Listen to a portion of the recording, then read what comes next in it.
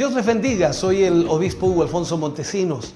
La palabra de Dios para nuestras vidas está llena de esperanza y nos muestra los principales pilares de la fe en nuestro Señor Jesucristo.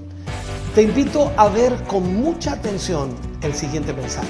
Esperamos que esta palabra pueda bendecir y fortalecer tu vida.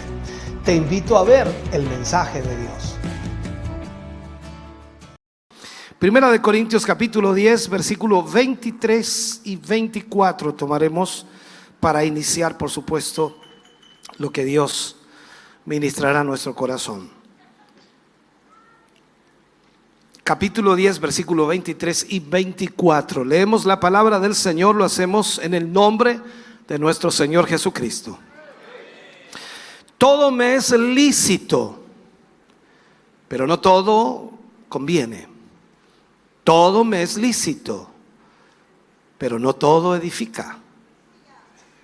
Ninguno busque su propio bien, sino el del otro. Oremos al Señor. Padre, en el nombre de Jesús vamos ante su presencia. Damos gracias por este tiempo de adoración, de exaltación que usted nos permite. Damos gracias porque también llega este tiempo en donde tu palabra nos educa, nos guía, nos dirige y trae bendición para nuestra vida.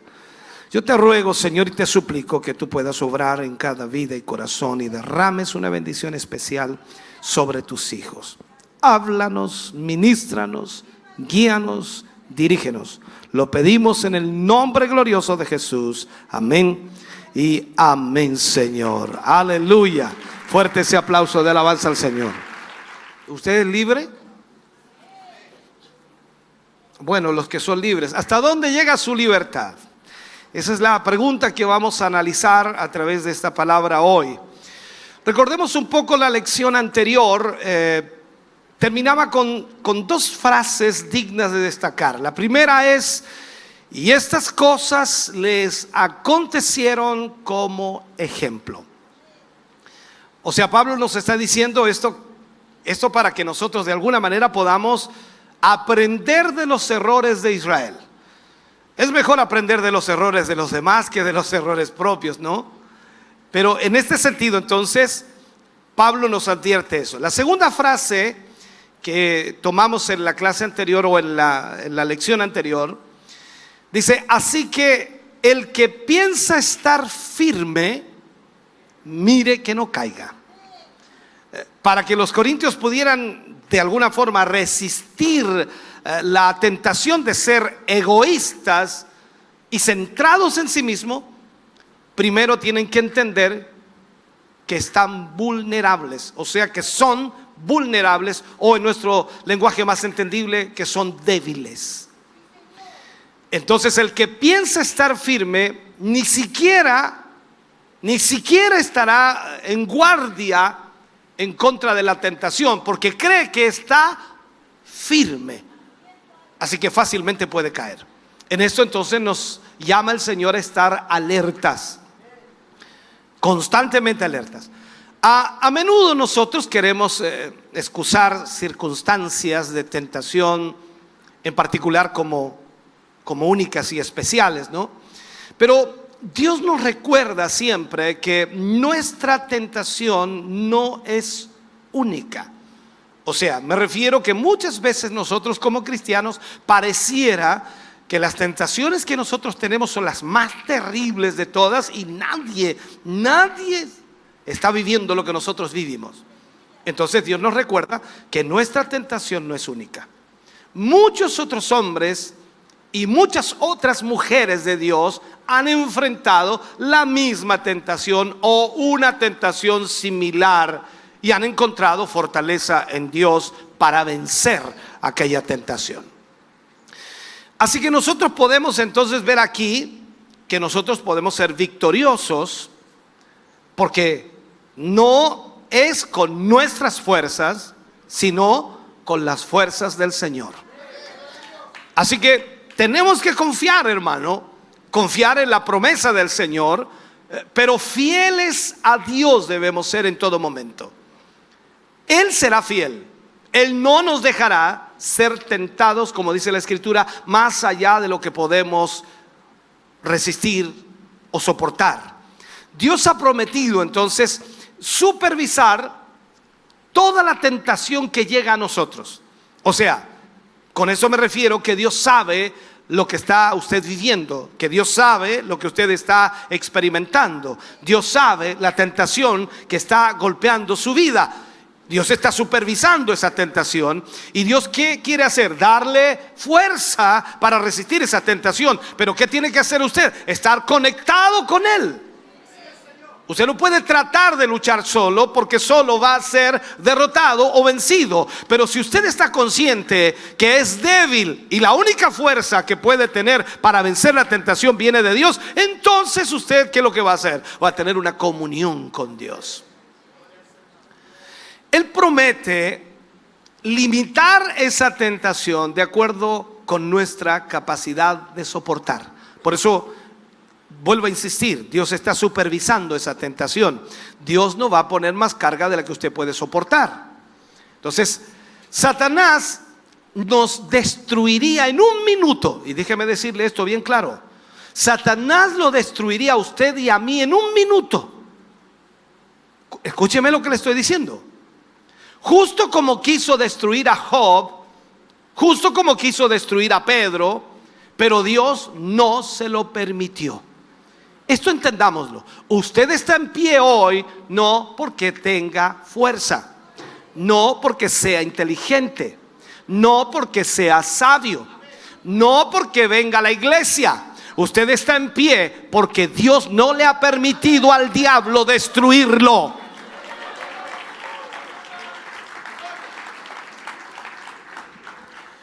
Entonces aquí vemos que tal cual como una madre, y creo que muchas madres hacen esto, que aleja a su hijo del pasillo de los dulces en la tienda, sabiendo que el niño no puede manejar esa tentación, Dios nos aleja entonces de las cosas que no podemos manejar.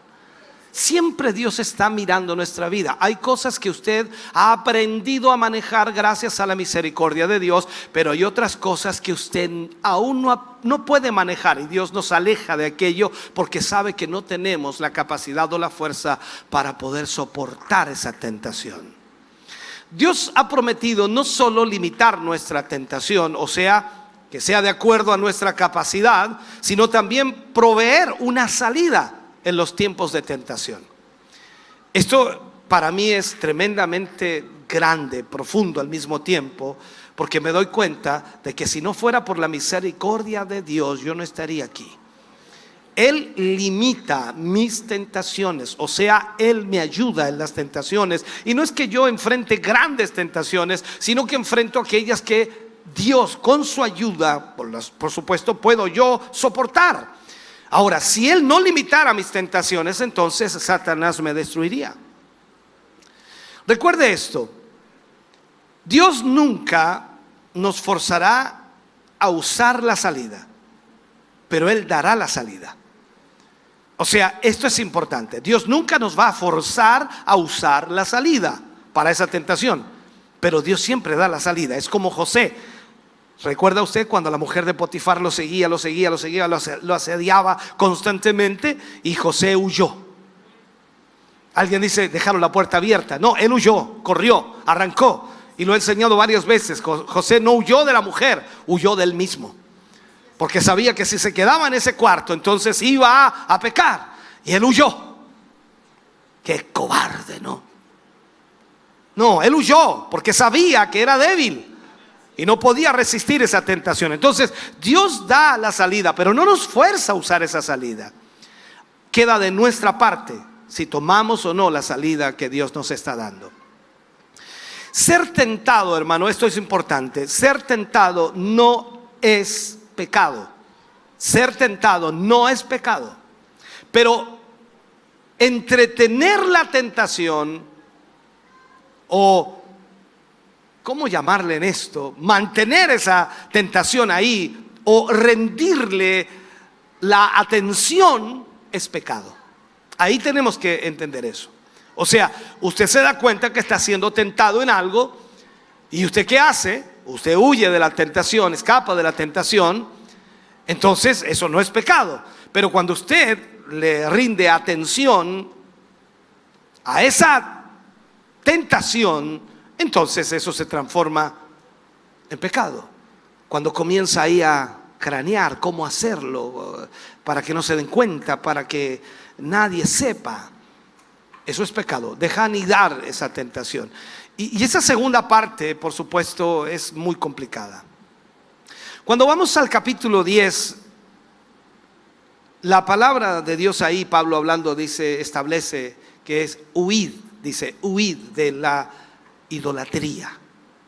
Huid de la idolatría. Ahora, idolatría, los creyentes, usted dice, pero ¿de dónde? Si nosotros ya salimos de eso, ¿no? Eso ya pasó hace tiempo, eso de yeso, de bronce, eso ya, pastor, está fuera de nosotros hace mucho tiempo. Primera de Corintios 10, versículo 14 y 15, dice, por tanto, amados míos, dice, huid de la idolatría. Como a sensatos os hablo, juzgad vosotros lo que digo. Entonces, claro, piense por un momento, Dios a través de Pablo le estaba hablando a los corintios, y los corintios eran hiper espirituales, tenían muchos dones, y ahora viene y les habla y le dice que huyan de la idolatría. Entonces era como una ofensa, pero ¿cómo? Nosotros idólatras, y ya escapamos de eso mucho tiempo. Pero él les dice, juzguen ustedes. Les hablo como a sensatos, o sea, personas que analizan, personas que piensan, personas que se dan cuenta de lo que les estoy diciendo. Uno puede ser un cristiano maduro. ¿Hay cristianos maduros aquí? Oh, qué bueno, yo pensé que nadie iba a decir amén. Bueno, hay cristianos maduros, entonces, ¿hay cristianos inmaduros?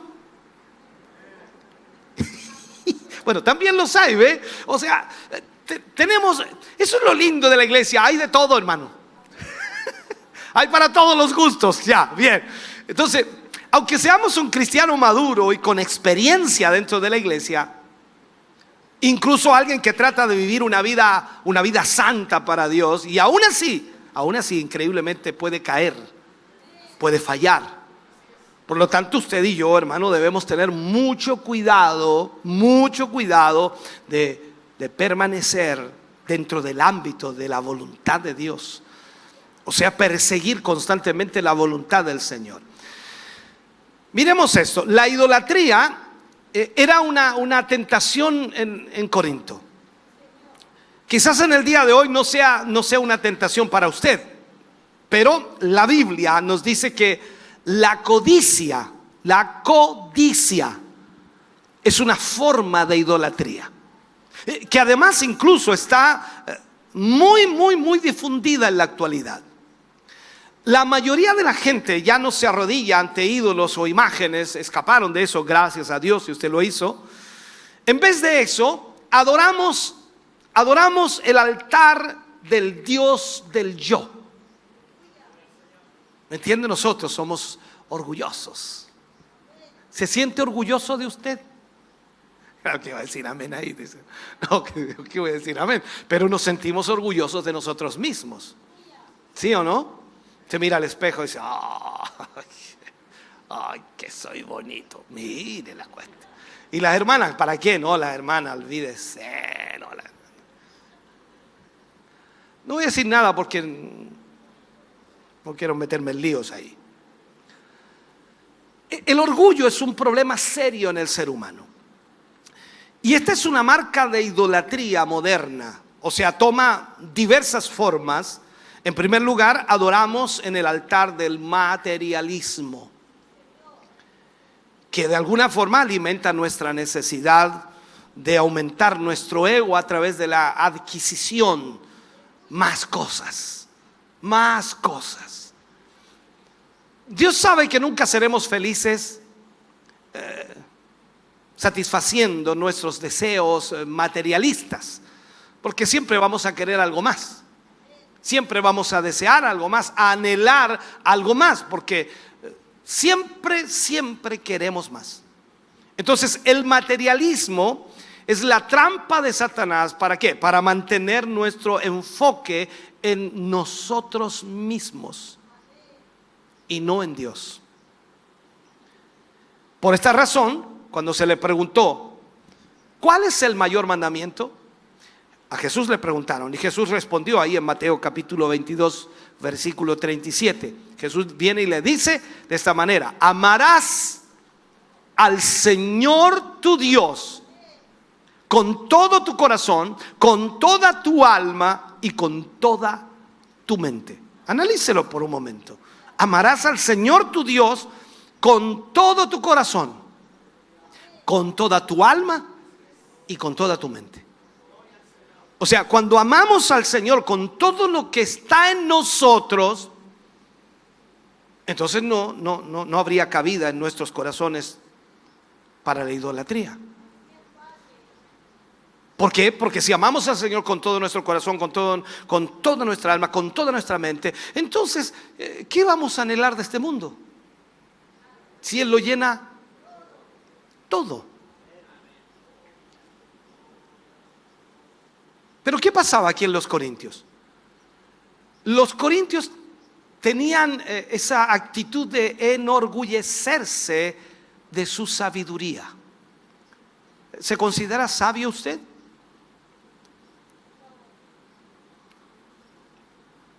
Me imagino que deben haber alguien que se considera sabio.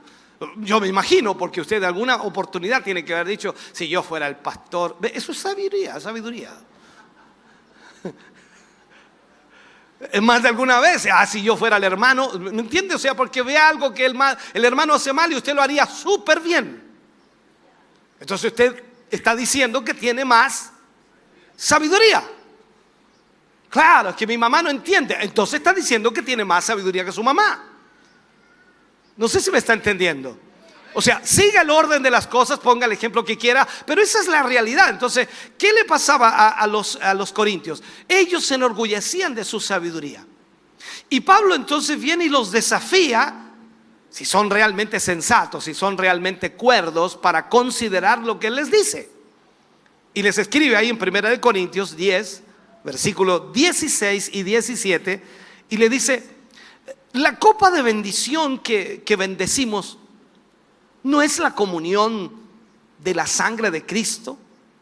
El pan que compartimos, ¿no es la comunión del cuerpo de Cristo? Mira lo que le dice: siendo uno solo el pan, nosotros, con ser muchos, somos un cuerpo, pues todos participamos, dice él, de aquel mismo pan. O sea, antes de decir cualquier cosa o cualquier otra cosa, el apóstol quiere de alguna forma ejemplificarles la comunión que los creyentes deben establecer por medio de la cena del Señor. Que por supuesto, junto con el bautismo en agua, que son las ordenanzas que Jesús estableció para que su iglesia las cumpliese, en la cena del Señor tenemos los elementos importantes. Allí nosotros lo destacamos inmediatamente. Está la copa del vino, que representa la sangre de Cristo que derramó por nuestros pecados, y el partimiento del pan, que representa el cuerpo de Cristo. Entonces, si lo llevamos a esto, esta santa cena y esta solemne ceremonia no solo tiene como objetivo recordar los padecimientos de Cristo, sino que también unir en comunión a todos los creyentes.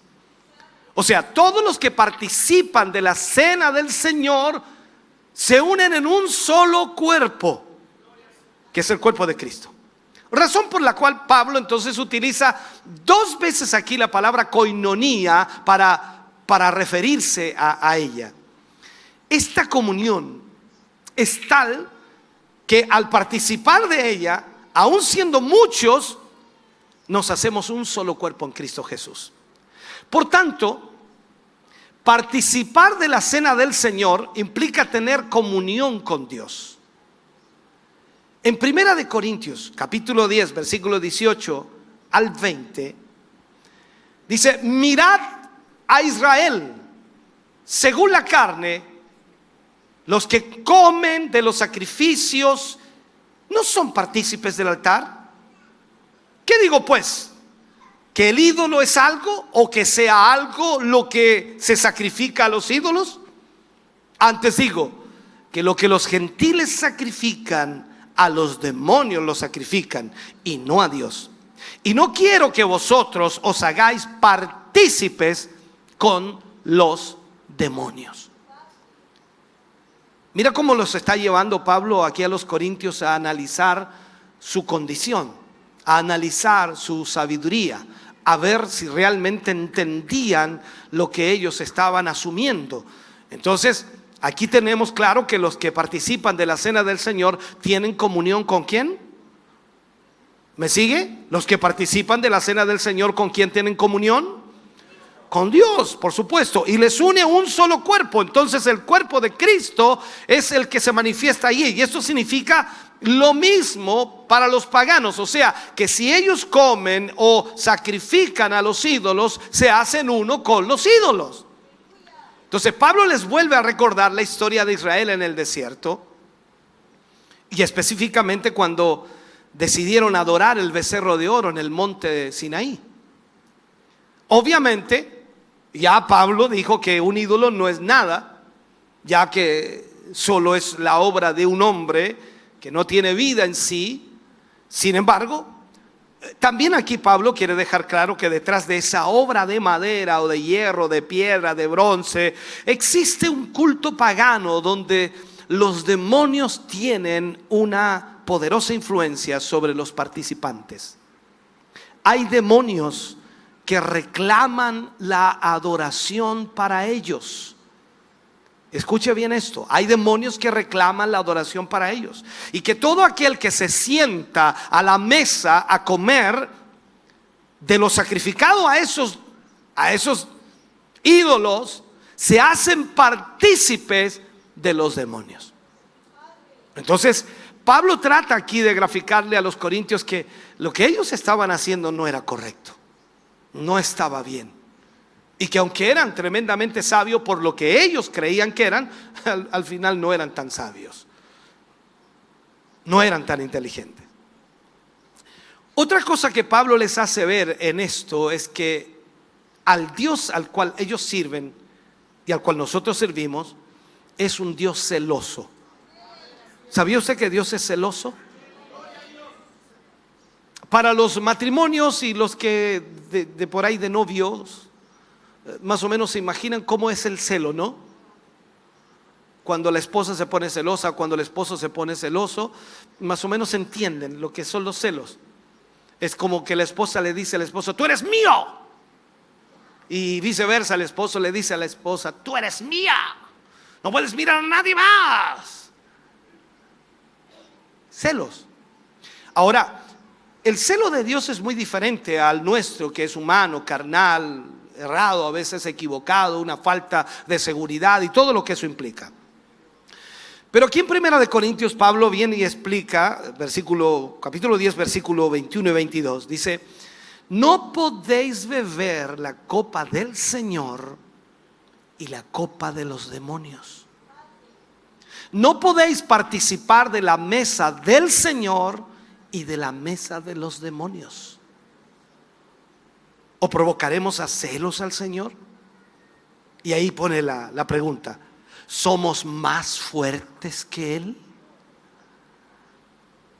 O sea, no te metas en lío con el Señor. Si tú le recibiste, le aceptaste, Pablo le está diciendo, entonces preocúpate de consagrar tu vida al Señor. Y no puedes participar de la mesa del Señor y de la mesa de los demonios. No, el Señor es celoso.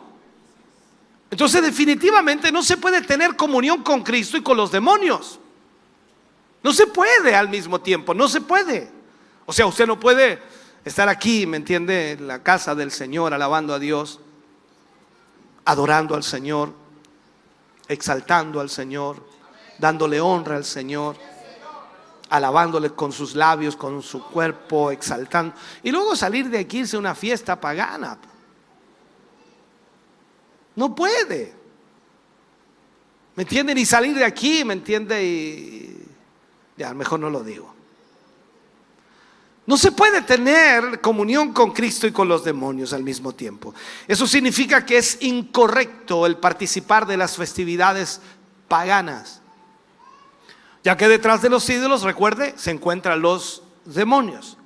El hacerlo entonces implica provocar celos a Dios. Celos a Dios. Para los jóvenes y los que fuimos jóvenes, ¿cierto? En el colegio, cuando usted se enamoró alguna vez de una niña y la niña después andaba del brazo de otro. Ay, Dios mío, qué terrible. Ay, usted quería matar al otro. ¿O no? Viceversa, la niña ve al joven con el brazo. ¡Oh, Dios mío, no puede ser! Entonces aquí piensa por un momento. No se puede provocar a celos al Señor. Usted no puede venir y decir, Señor, te amo, y después estar metido en un... ¿Me sigue, cierto? Entonces, detrás de cada adoración a ídolos, imágenes, incluso lo que estaba explicando, que ya voy a entrar de nuevo en eso, la adoración hacia nosotros mismos, nuestro orgullo, nuestra vanagloria, ay Dios mío, todo eso provoca celos al Señor, ya que nuestra alma se contamina con las actividades paganas que no honran el nombre de nuestro Señor. Aparte de que nos exponemos a caer en su maligna influencia que nos puede hacer tropezar de la fe. Hoy día las convicciones de los cristianos están muy, ¿cómo dicen? Muy frágiles. Yo creo que incluso hay muchos cristianos que no tienen ni convicciones, porque tienen una mezcolanza en la cabeza de ideas, de pensamientos, de conceptos que no son bíblicas. A veces algunos discuten conmigo, me dicen, que ustedes son muy exagerados. ¿Y qué culpa tengo yo si la Biblia dice eso? O lo exagerado piensas que es para ti nomás, o sea, para ti es lo grueso del embudo y para mí lo delgado. No, hermano querido, yo también tengo que vivir de acuerdo a esa palabra. Y no es que es fácil, a mí también me cuesta. Cuando algo te sucede en la vida, cuando alguien, no sé, te hace daño, ¿qué te dan ganas de hacer? De pegarle, de sacarle la mugre. ¿Y tú crees que no me pasa lo mismo a mí? A mí también me dan ganas, pues. Pero tengo que aguantarme. ¿Por qué? Porque soy un hijo de Dios, soy un cristiano y tengo que entender que no puedo hacer eso. Entonces algunos piensan como que uno no, que el pastor es un ángel. Seguro, no te atravieses cuando ande atravesado yo.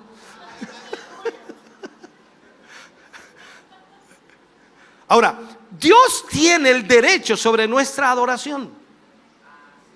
Y lo único que nosotros podemos y debemos adorar es a Dios. O sea, usted no puede adorar a nadie más. Aunque le guste la música de allá del mundo. ¿Se acuerda cuando mueve la patita así? Cuando van en la micro, en el colectivo, y el del colectivo lleva una radio ahí, la cariñosa. Y entonces usted ahí ya no puede, usted no puede. ¿Por qué? Porque la única adoración que debe ser entregada es al que vive, al que reina, al que dio su vida por usted.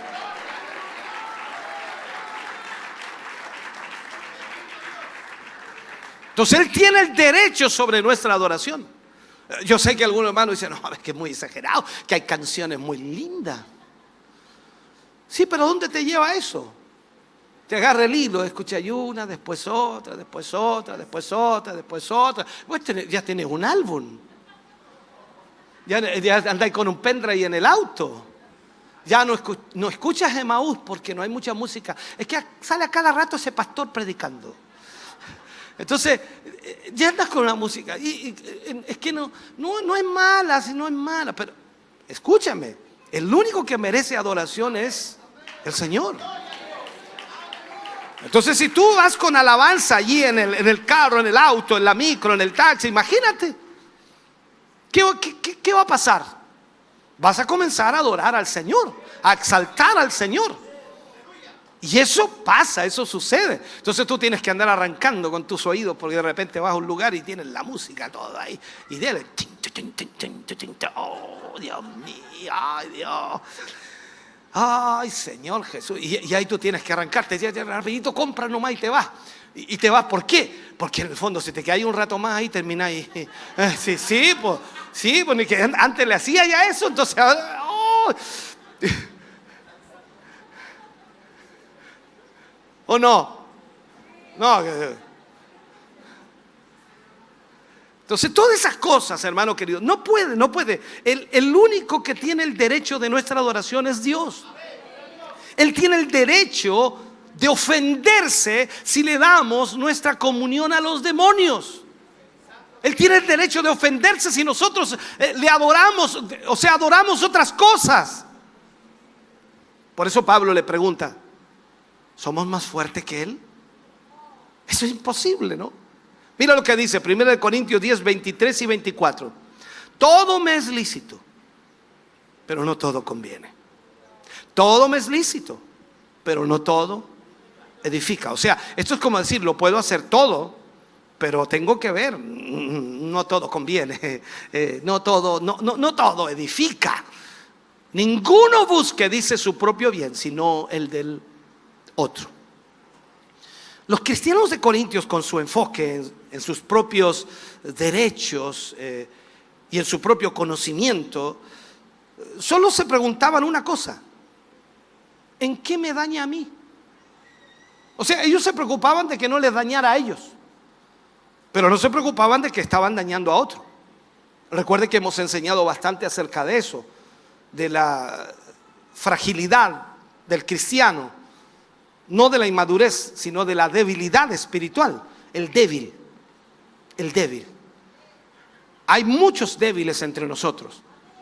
Y si nosotros nos consideramos fuertes, tenemos que tener cuidado con nuestras acciones para no dañar a un débil. Eso significa entonces estar preocupado del otro. Y claro, ellos, como eran tan sabios, los corintios, se preocupaban solamente de ellos mismos. Y ellos decían, pero ¿en qué me daña a mí?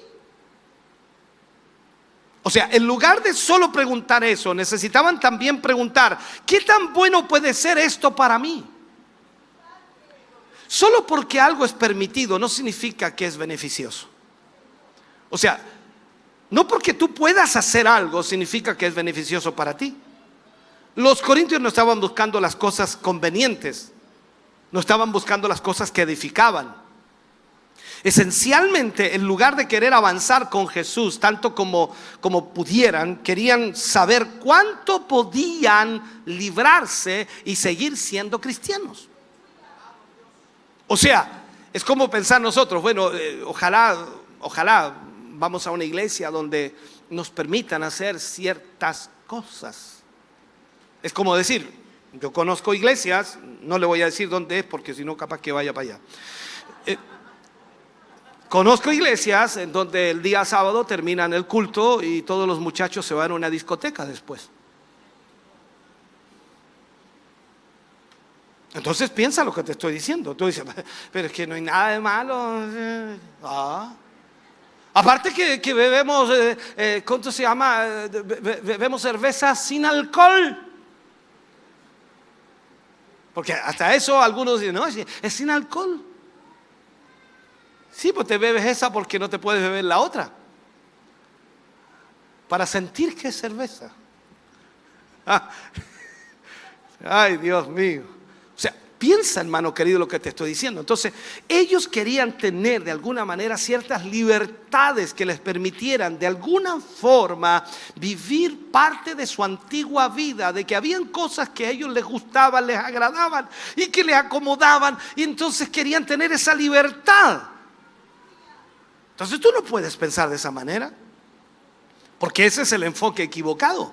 Hay cosas que Dios no te va a permitir. No es que el pastor no te las permita. Si el problema es ese, algunos dicen, el pastor es jodido. Mira la Biblia.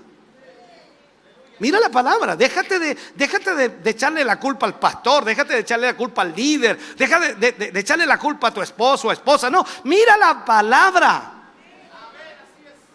Además, los cristianos de Corintios preguntaban una cosa: ¿en qué me daña a mí? Eso es lo que siempre decían. ¿En qué me daña a mí? Ellos no consideraban que sus acciones estaban dañando a otros. No lo consideraban. Solo porque algo esté bien para mí no significa que debería hacerlo. Debemos ser sabios, analizar lo que vamos a hacer y cómo lo vamos a hacer. No sé si usted me entiende. Hay cosas que no son malas, que no son un pecado. Pongamos algunos ejemplos. ¿Ir a una piscina es malo? ¿Es pecado? O si tienes una piscina en casa, ¿es pecado bañarse en una piscina? No, pero ¿qué pasa si tu pastor se baña en su piscina y se saca fotos así? Piquero. y las pone ahí en Facebook. Sígueme. Entonces, claro, para algunos hermanos que tienen piscina, dicen, oh, qué bueno, voy a hacer la misma.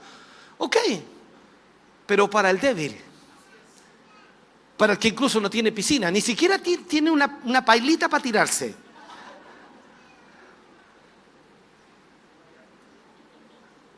se afecta. Porque inmediatamente diría, mis diezmos, mi ofrenda. Y claro, tú dices, pero eso es de ser débil. Sí, pero tú tienes que tener cuidado. ¿Por qué? Porque consideres que eso para ti no te daña, quizás esté dañando a otros. Entonces tengo que considerar qué es lo más amoroso hacia mis hermanos y hacia mis hermanas en Jesús. Ahora yo te pregunto, mire, y hagas este ejercicio. Busca ahí en Facebook, mi Facebook, búscalo ahí, tengo 2 Facebook. Busca ahí, busca fotografía donde sale el pastor al lado del último auto que compró. Busca ver dónde está tu pastor en la piscina tirándose, hay un piquero. Busca a tu pastor donde fue el paseo que hizo. Busca en mi Facebook. No vas a encontrar nada de eso. O el pastor no sale, sí sale. El pastor no tiene auto, sí tiene auto. El pastor no tiene piscina, tiene piscina. Pero escúchame bien, ¿por qué tengo que hacer eso yo? ¿Para qué? Eso es mi orgullo de demostrar lo que he logrado, lo que he alcanzado, lo que tengo. Pero ¿de qué sirve? Quiero que me entiendas. Ahora, ponte tú en ese lugar, hermano querido. Yo no te puedo decir es pecado, no es pecado. No, te estoy diciendo que debo considerar qué es lo más amoroso hacia mis hermanos y hermanas en Jesús. Si bien Cristo nos hizo libres, eso no significa que debemos usar esa libertad indiscriminadamente.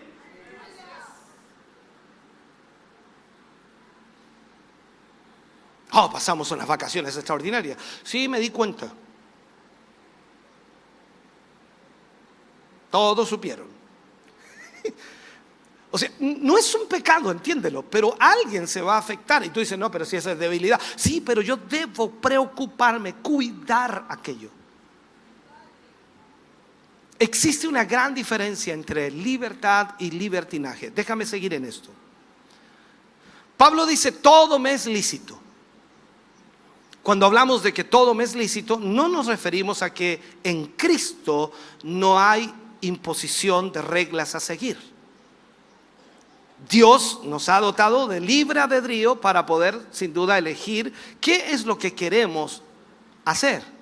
Lastimosamente, desde el principio, a través de Adán, lo miramos desde el principio, se ha demostrado que el hombre constantemente toma la libertad que Dios le da para elegir y la convierte en pecado.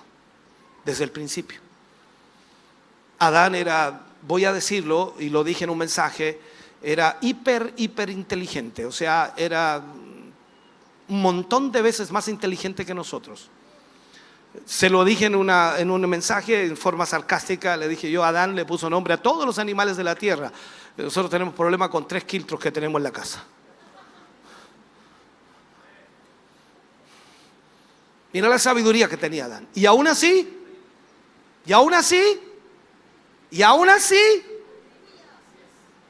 se equivocó, pecó.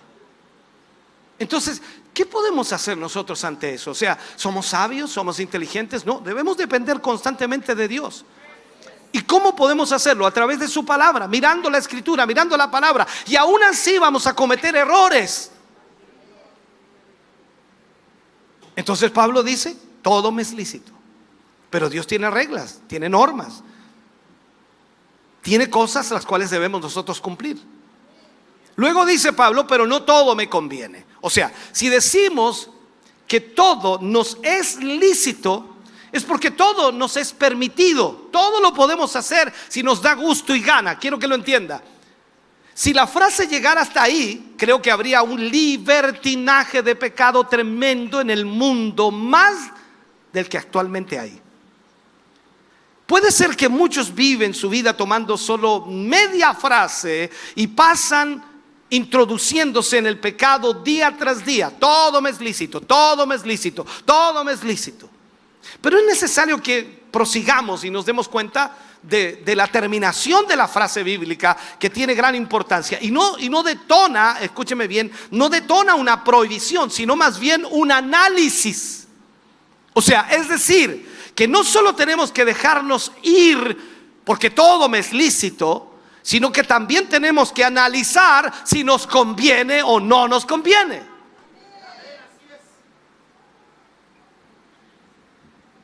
Todo me es lícito. Yo creo que cuando jóvenes nosotros éramos muy intrépidos, ¿no? Éramos atrevidos en el sentido de que éramos como valientes, nos creíamos valientes. Y entre jóvenes nos alionábamos.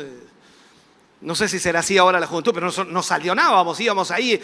Me recuerdo yo en mis tiempos íbamos ahí al puente de la línea, que se llamaba ahí, de la población hacia atrás, al puente de la línea. Y habían como 10 metros ahí al agua. Y uno, claro, yo me tiro, y subíamos arriba y ahí, 10 metros de altura. Y había que tirarse bien, porque habían rocas, piedras a los lados y se veían de arriba, así que había que tirarse muy bien, pero éramos intrépidos. No cualquiera se tiraba del puente de la línea. Así que nos faltaban los que se ganaban en la orilla y sí me tiro. Los empujaban y ¡pah! Así de intrépidos.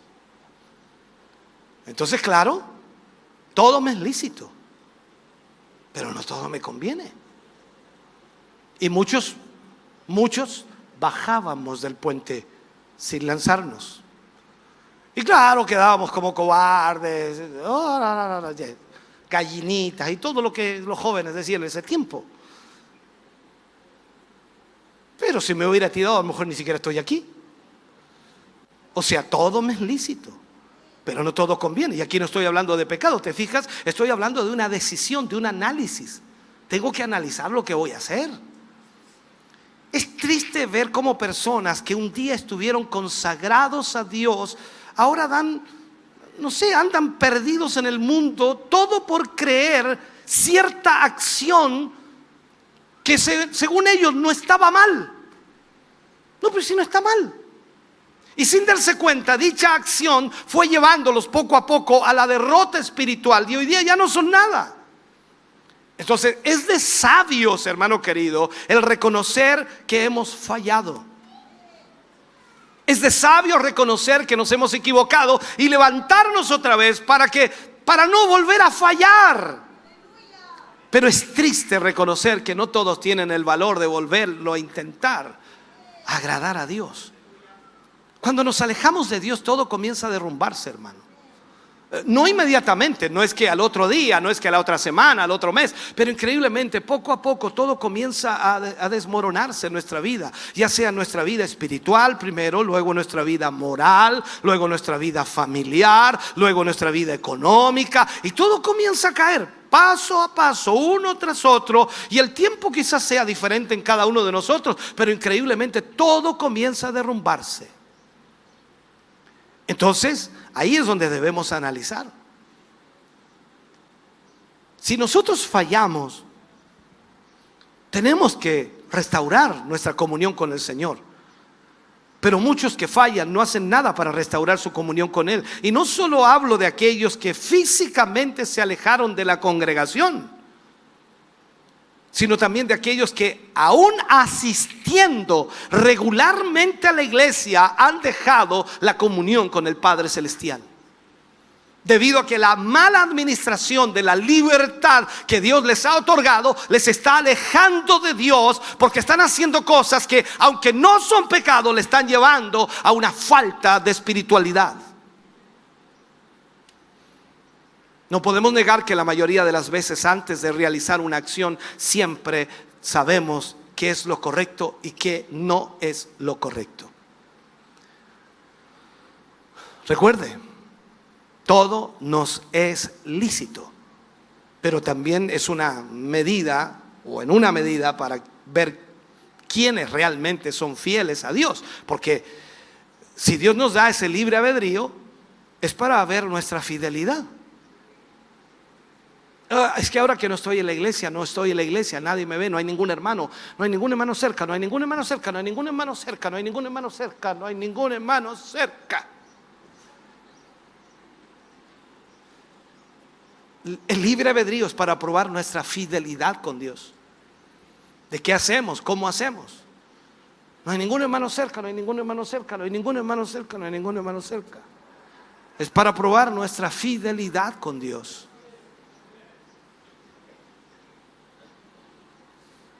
Entonces, aún en medio de la libertad que tenemos, debemos elegir siempre agradar a Dios. Entonces la pregunta aquí es: ¿cómo agrado a Dios? De acuerdo a su palabra. Si aquí no es su gusto, mi deseo, su deseo, no es mi anhelo, no es su anhelo, no es mi pensamiento, no es su pensamiento, no es mi idea, no es su idea. O sea, aquí es la voluntad de Dios. Porque si usted ama al Señor, usted va a tener el deseo de agradarle. Si usted ama a su esposo, hablo de la mujer, usted va a tener el deseo de agradarle. Si el esposo ama a su esposa, va a tener el deseo de agradarle. Entonces, si no agradamos al Señor y seguimos haciendo lo que nosotros creemos que es correcto, alejándonos de la palabra y solamente tomando decisiones mentales o conceptos o ideas, entonces lógicamente Dios se va a molestar con nosotros y se va a poner celoso. Como servidores de Cristo, hermano querido, los intereses de Dios y los demás deben estar por encima de nuestros intereses. Y toda buena obra, escuche bien, debe buscar edificar a nuestros hermanos en la fe. ¿Cómo los edifico? Viviendo para Dios, demostrando que somos hijos del Señor y que amamos a nuestros hermanos y hermanas de la mejor forma posible. Yo sé que a algunos es difícil amarlos, cuesta, pero hay que amarlos. Yo sé que a algunos es difícil soportarlos, pero hay que soportarlos, porque eso es lo que Dios nos pide. Entonces el creyente tiene una libertad tremenda en Cristo. ¿Cuántos se sienten libres? Esto baja el amén aquí, porque se sienten por un lado libres, pero por otro lado parece que el pastor nos puso en una celda. Porque así se sienten algunos cuando la palabra de Dios comienza a enfocarnos nuestro problema. Nos sentimos como que el Señor nos está coartando nuestras libertades. No, lo que pasa es que está coartando nuestros gustos, nuestros deseos, porque hemos perdido el propósito de Dios. Entonces lógicamente priman nuestros gustos y deseos. Sin embargo, siempre debemos procurar el bien de los demás.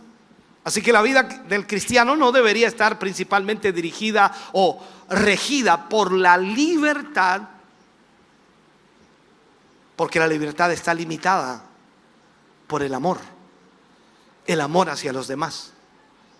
Por amor a ellos, por amor a él, por amor a ella, por amor a los hermanos, por amor a la iglesia, por amor a no hacemos ciertas cosas. Esta es la realidad. Un cristiano no está controlado por el legalismo. No debe estar limitado por reglas estrictas del legalismo, pero hay reglas en la palabra. Estará limitado por el amor hacia los demás y debiera preocuparse por la influencia de su conducta en otros, porque todo lo que hacemos es un ejemplo para los demás. ¿Sabía usted eso? La gente comienza a observarle a usted, la gente comienza a verle, y tanto tiempo que pasa con usted observándole, viéndole y le ve como un ejemplo, comienza a imitarle su forma de actuar, su forma de hablar, su forma de caminar, su forma de vestir, su forma de ser, su forma de tratar con los demás. Comienza a imitar todo lo que usted está haciendo porque lo ve como buen referente. Ahora, si nadie lo está imitando a usted,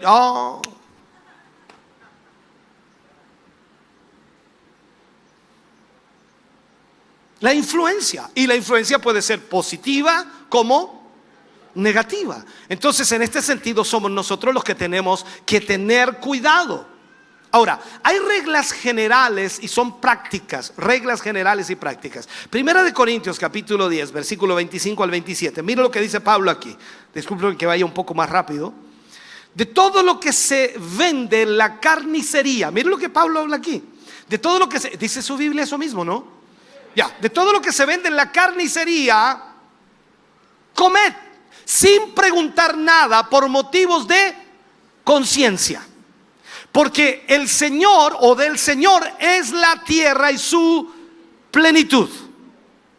Si algún incrédulo os invita y queréis ir, de todo lo que se os ponga delante comed sin preguntar nada por motivos de conciencia. ¿Ya? La pregunta aquí, ¿qué debemos hacer? Pablo les está enseñando aquí a los corintios a cómo usar su libertad en lo referente a comer de lo sacrificado a los ídolos.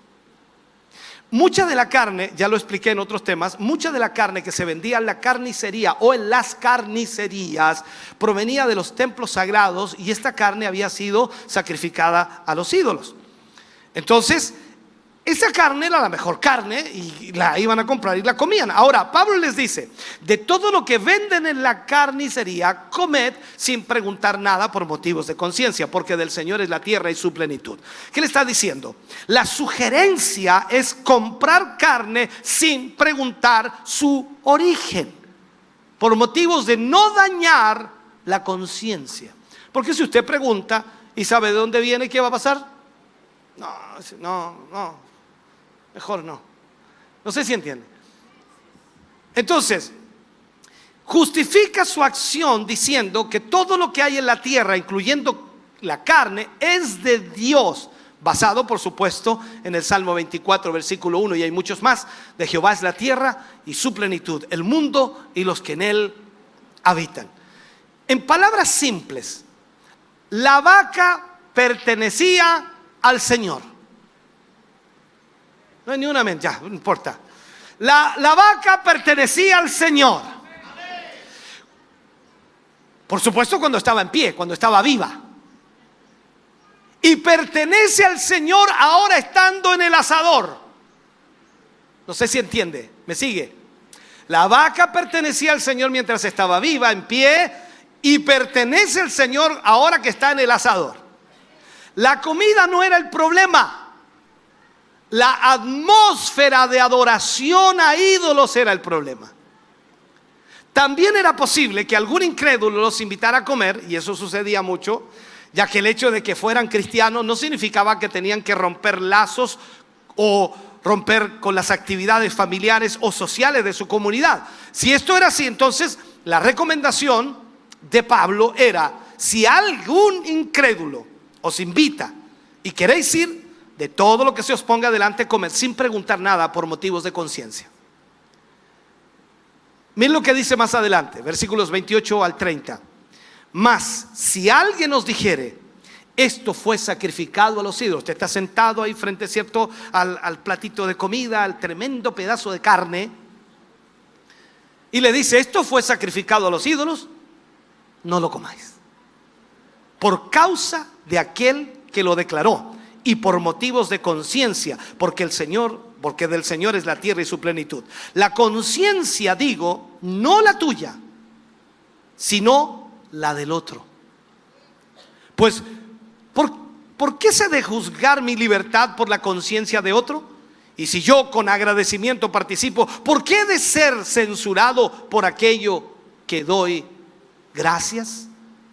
Aquí lo que Pablo en realidad alude, hermano querido, es a un principio sobre un asunto totalmente nuevo. Pablo acababa de aconsejar comer de todo sin hacer preguntas, pero si el anfitrión o alguien más que estuviera sentado a la mesa daba esa información voluntariamente, que la carne había sido ofrecida a un ídolo, entonces Pablo dijo que un creyente no la debía comer. ¿Se está dando cuenta de eso? ¿Cierto? O sea, usted lo invitan a comer y usted lógicamente no va a llegar preguntando ¿dónde he comprado la carne? No, nada. Usted va a comer tranquilo, pero si alguien dice esto yo me abstengo. En ese caso, entonces, es claro que la persona piensa que está mal para los cristianos participar de carne sacrificada a los ídolos. Así que no la comas por amor a la conciencia del otro. Porque claro, si alguien se sentaba a la mesa y era cristiano y el otro decía, esta fue sacrificada al Dios tanto, y el otro, dele nomás, es evangélico. este evangélico anda mal, po. ¿Ok? ¿Cierto? Mire el pastor que anda mal. Mire el diácono que anda mal. El otro. A usted no le va a afectar en nada, pero al otro sí. Y después el cagüí, ¿me entiende? Terminó la fiesta y el otro dice, ¿te diste cuenta, no? ¿No? Dijimos que era sacrificar a los ídolos, ¿te acordáis? Sí. Y el pastor comió y comió. O sea que el hombre no es de Dios, pues. Y el comentario comienza a correr. Y el chisme corre rápido. Y al final toda la feria, porque en las ferias corre rápido los comentarios, ¿eh? Y al final todo el pueblo, la población, toda la Puebla supo. Entonces el testimonio quedó mal. Ahora, puede parecer que Pablo está siendo inconsistente en lo que dice, pero él está siendo muy consistente de acuerdo con un principio de libertad dentro de los límites del amor. Primera de Corintios 10:31, ¿qué dice? Si pues coméis o bebéis o hacéis otra cosa, hacedlo todo para la gloria de Dios. ¿Alguien come para la gloria de Dios aquí?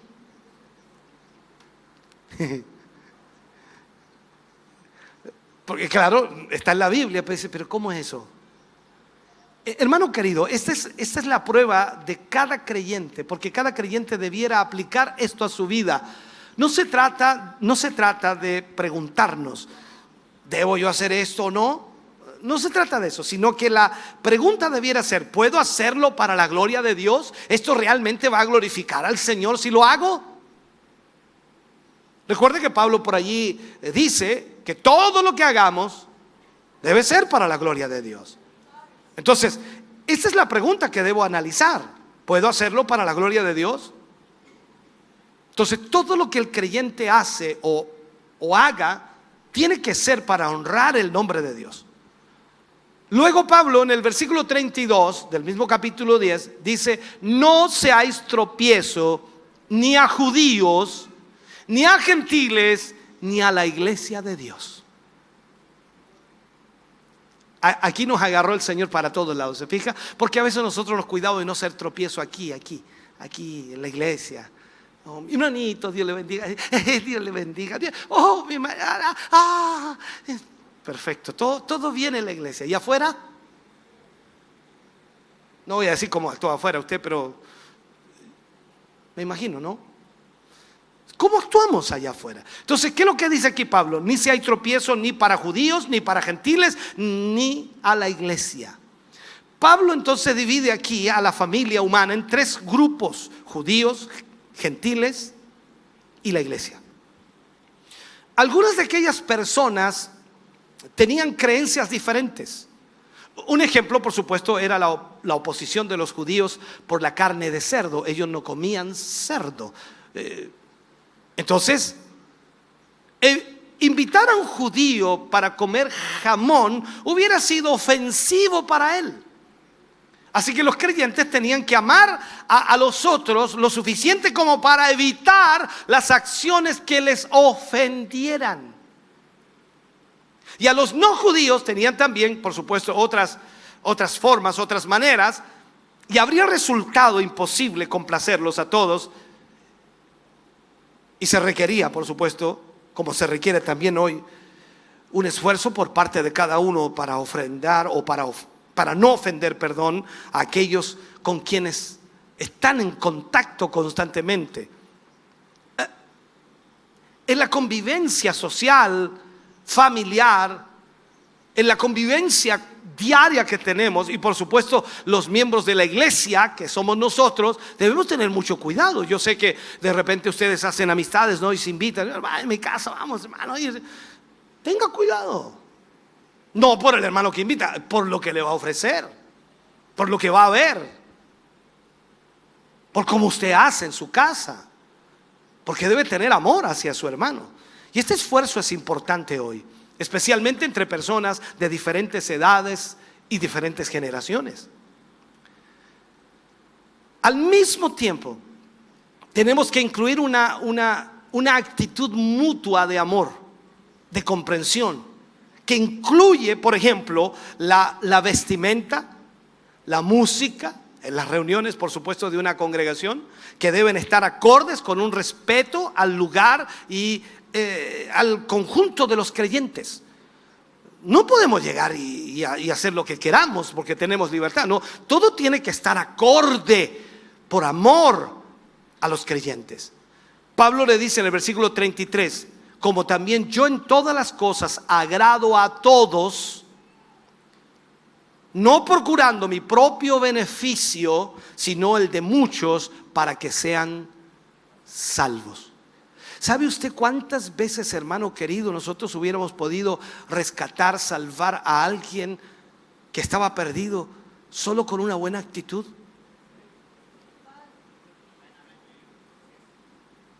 Solo con amor. Porque en gustos no hay nada escrito. Usted, bueno, no voy a preguntar, pero a algunos les gusta, ¿cierto?, la carne de cerdo, a otros les gusta la carne de vacuno, a otros les gusta en asado, a otros les gusta a la olla. Yo no soy bueno para la carne, pero sé algunas cosas porque me han dicho que así se hacen, ¿no? Y en este sentido, a otros les gusta el pollo, en fin. Pero usted invita a alguien y sabe que le gusta el pollo y no le da pollo. Aquí come lo que hay que comer nomás. Y ahí el pobre hermano ahí con la carne que no le gusta. Y si le hubiera tenido pollo, el hermano hubiera estado feliz porque usted lo invitó. ¿Se da cuenta que esas cosas no tienen nada que ver con pecado, pero sí tienen que ver con relación, sí tienen que ver en el amor de Dios que usted lo hace? Porque lo primero que debemos entender entonces es que debemos hacerlo para la gloria de Dios.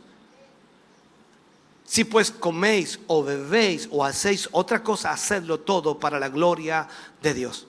Entonces, si creemos que un creyente que se esté desempeñando en cualquier área, por ejemplo, alguien que trabaje en el campo, en sus labores agrícolas, u otras, en otras oficinas, no sé, a los profesionales en su trabajo, pueden todos ellos, cada uno de ellos en su trabajo, realizar sus tareas para la honra y la gloria de Dios. O sea, cuando usted va a trabajar al lugar de trabajo, usted tiene que ir como que lo está haciendo para el Señor.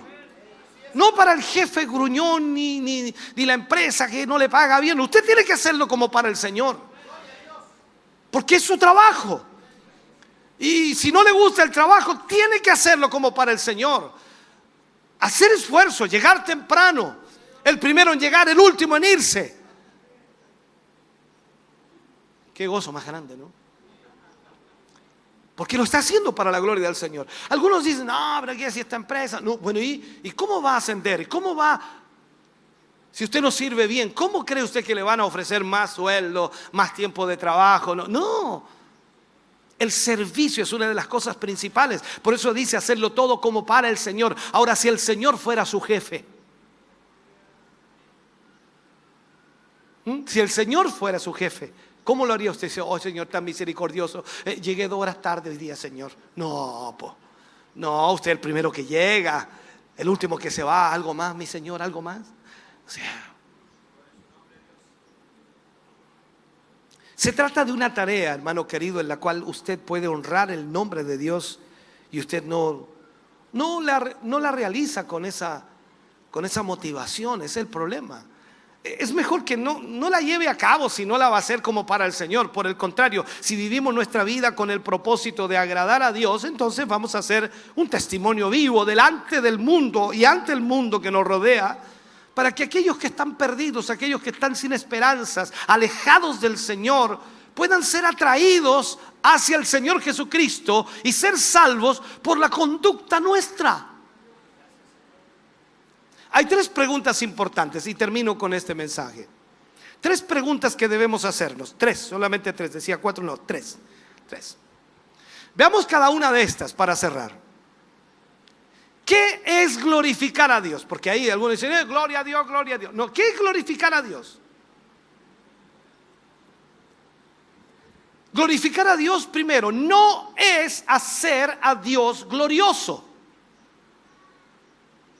porque Él ya es glorioso. Entonces algunos piensan que si glorificamos a Dios, Él va a ser más glorioso. No, Él ya es glorioso.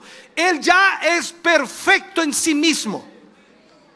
Pero aunque no podemos hacer a Dios más glorioso, podemos glorificarlo, o sea, podemos exaltarle, podemos adorarle, podemos servirle, podemos temerle y vivir para Él. Entonces, si podemos, hermano querido, si podemos declarar su gloria, todo lo que existe declarará la gloria de Dios.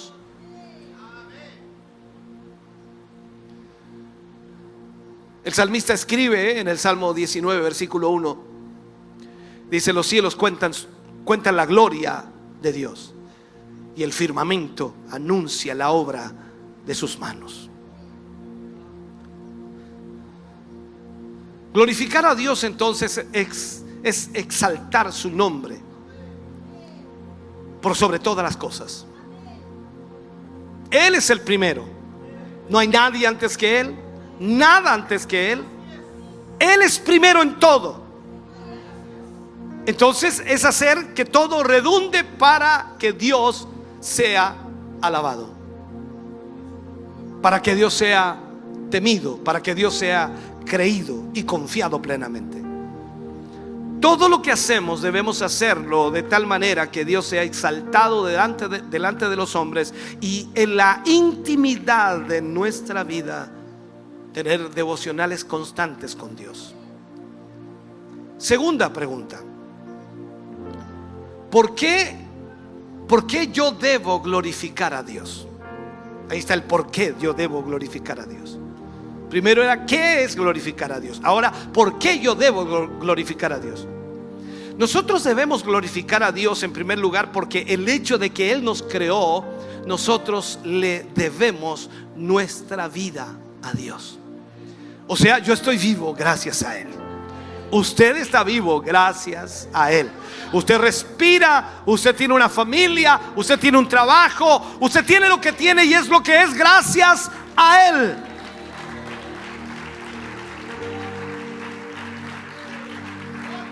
El salmista dice en el Salmo 100, versículo 3: reconoced que Jehová es Dios. Él nos hizo, y no nosotros a nosotros mismos.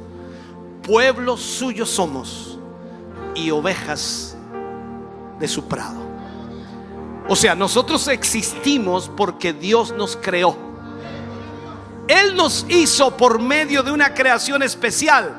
Nosotros no somos el resultado de la evolución, somos producto de la actividad creadora de Dios. Él creó a Adán y a Eva, y a su imagen y semejanza los creó.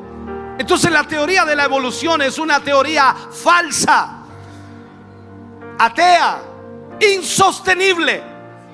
Cada uno de nosotros debemos nuestra existencia al Dios del cielo, y solo por eso a Él le debemos amor, obediencia, adoración, cada minuto y cada segundo de nuestra vida. Bendito Jesús. Todo se lo debemos a Él. Por eso tenemos que glorificar a nuestro Creador, por el hecho de que Él nos salvó siendo pecadores. Él envió a su Hijo unigénito para salvarnos, tal como lo dice por supuesto Pablo: porque habéis sido comprados por precio. Glorificad pues a Dios en vuestro cuerpo y en vuestro espíritu, los cuales son de Dios. Mira lo que dice: porque habéis sido comprados por precio. Glorificad pues a Dios en vuestro cuerpo y en vuestro espíritu, los cuales son de Dios. Ahora, la tercera pregunta: ¿cómo yo o usted glorificamos a Dios? Nosotros glorificamos a Dios cuando nuestra vida se centra en Él. ¿Sabía usted que el Antiguo Testamento, cuando el pueblo viajaba por el desierto camino a la tierra prometida, el tabernáculo se situaba en el centro de las 12 tribus? Cada una de ellas acampaban alrededor del tabernáculo para enseñarnos que el centro de sus vidas era Dios. Dios era el centro de la vida de Israel. La pregunta sería aquí para nosotros: ¿es Dios el centro de tu vida? Nosotros le glorificamos cuando vivimos una vida en santidad. Nosotros le glorificamos cuando damos mucho fruto para Dios. Jesús dijo: en esto es glorificado mi Padre, que llevéis mucho fruto. Hermano querido, usted y yo estamos aquí para ser instrumentos en las manos de Dios y glorificar a Dios en toda nuestra forma de vida. Pero hoy Pablo nos enseñó que aunque la Biblia dice todo me es lícito, mas no todo me conviene. Todo me es lícito, mas no todo edifica. Ahora es cuando nosotros debemos analizar y tomar decisiones correctas en nuestra vida de lo que estamos haciendo, cómo lo estamos haciendo, para qué lo estás haciendo. ¿Es para la gloria de Dios o es para ti? ¿Es para tu orgullo, vanidad, tu pensamiento, tu idea, o es para la gloria de Dios? Esto es lo que debemos analizar. Porque si no lo hacemos así, entonces nos equivocaremos, cometeremos errores y dañaremos no tan solo nuestra vida espiritual, sino también dañaremos a aquellos que nos observan. Espero que esta palabra le ayude a tomar decisiones correctas en su vida. Estamos contentos de que hayas visto y escuchado este mensaje. Creo con todo mi corazón que Dios le ha bendecido.